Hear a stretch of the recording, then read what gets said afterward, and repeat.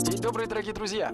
Если у вас очень часто стоит проблема отрисовки иконок или логотипов, то вы попали точно по адресу. С вами сегодня снова я, Александр Трофимов, преподаватель по графическому дизайну. И сегодня мы с вами разберемся, что такое трассировка. Поехали! Итак, если посмотреть на эти два изображения, то визуально они ничем не отличаются. Это логотипы и иконки. Но если увеличить, то мы увидим очень существенную разницу. Здесь изображение стало размытым, а здесь оно как было ровным и четким, так и осталось. Так вот, трассировка – это перевод растрового изображения, то есть картинки, в векторный формат. Давайте разберемся с этим вопросом.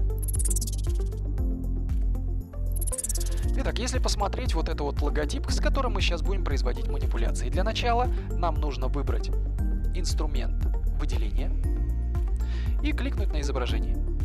Вверху появится активная панель.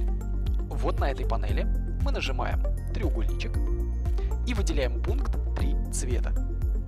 Некоторое время компьютер думает и потом предлагает вариант решения. Если увеличить, мы уже увидим, что линии стали четкими, но если мы посмотрим в панель слои, то изображение как было, так и осталось. Нам сейчас нужно окончить преобразование. Для этого на активной панели мы нажимаем кнопочку «Разобрать». И вот уже в слоях, у нас уже появился разобранный векторизированный объект. Теперь давайте удалим лишнее с этого объекта. Входим в группу, дважды кликаем на нашем логотипе. И если посмотреть, в данном случае мне не нужен белый фон, но он сгруппирован. Нужно разгруппировать. Для того, чтобы разгруппировать, нужно нажать Command-Shift-G. Удаляем все лишнее и выходим из группы. Вот теперь вот так выглядит наш логотип. Полностью векторный формат. Для сравнения я открою предыдущую работу и точно так же переведу все в вид в линии.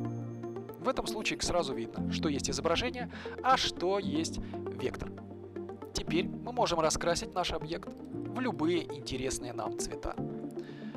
Ну, если нужно, даже немножко его поварьировать или удалить какие-то ненужные объекты. Самостоятельное обучение – это процесс довольно-таки долгий. Я вам предлагаю прокачаться гораздо быстрее.